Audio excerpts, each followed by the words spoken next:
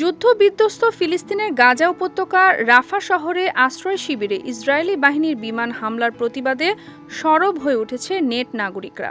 এই হামলার তীব্র প্রতিবাদ জানাচ্ছে হলিউড বলিউডের অনেক তারকারা। সোশ্যাল মিডিয়ায় ট্রেন্ডিংয়ে থাকা অল ইজ অন রাফা হ্যাশট্যাগের মাধ্যমে প্রতিবাদ জানাচ্ছেন তারা।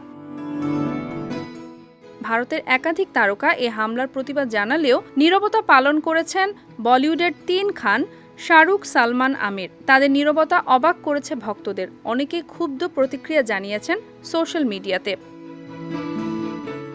এক্স হ্যান্ডেলে একজন লিখেছেন, রাফাহে নিরাপদ ফিলিস্তিনিদের উপর ইসরায়েলি বাহিনীর হামলার পর বলিউডের অনেক তারকারা ফিলিস্তিনের সমর্থনে পাশে দাঁড়িয়েছেন, কিন্তু এখনও শাহরুখ খান, সালমান খান এবং আমির খান নীরব।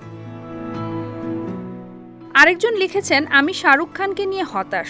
সারা দেশের রোল মডেল হওয়ায় রাফা এবং গাজা নিয়ে তার কথা বলা উচিত ছিল কিং খানের, কিন্তু তিনি আইপিএল জয়ের প্রদর্শনে ব্যস্ত। তিনি আর আমার নায়ক নন।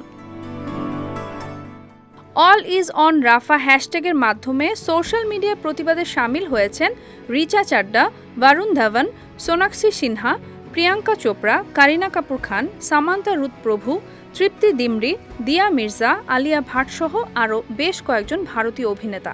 এদিকে প্রতিবাদ জানানোর পর পোস্ট ডিলিট করে সমালোচনার মুখে পড়েছেন মাধুরী দীক্ষিত।